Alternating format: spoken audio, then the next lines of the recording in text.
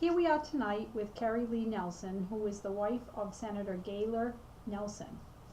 Hi, Carrie. I have a couple of questions to ask you this evening. What was your childhood like? Well, I grew up in Wise County, Virginia, which is a part of the Appalachia County. My family never had a lot of money, so my father died when I was 3, and my mom was forced to put my siblings and I in a poor children's home. How did living that way affect you? Well, it just made me dream a lot. I just had wanted to be a tennis player or fly planes, but I was poor. I couldn't even afford a tennis ball, never mind a plane. Did you go to school or did you get a job? When were you out of that home? Well, when I was 18, I went to school to become a nurse. That's just what you did if you didn't have money to go to college.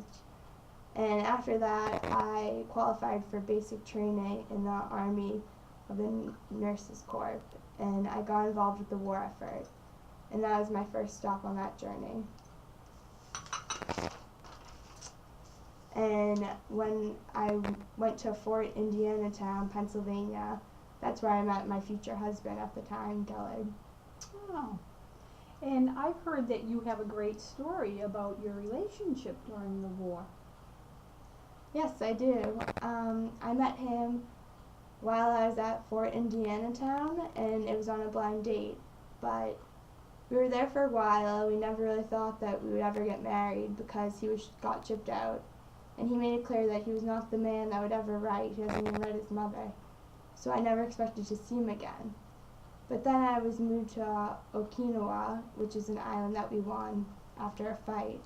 And we were both stationed there. And that's when we reunited. Yeah. And he gave me a ring made out of quarters that he had welded into a ring for me to Wow. make me his fiancée. That's interesting.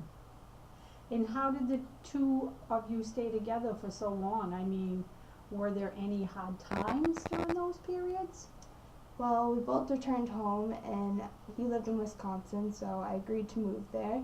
And I became a nurse at the University of Wisconsin. And Gillard started his pursuit of accomplishing dreams to be a big name politic.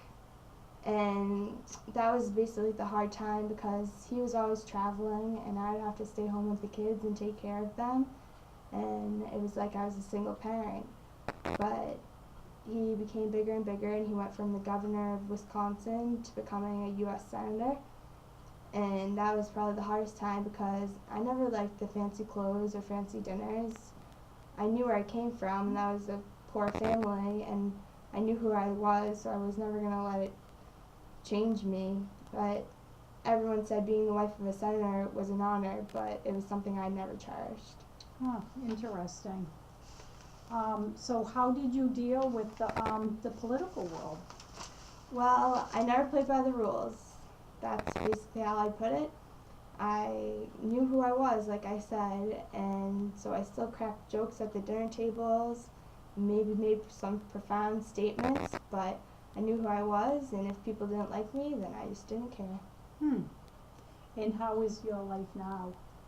Well, Geller passed away about 6 years ago in 2005, but I still have my 3 kids, and I'm living happily now. Well, that's a very nice story.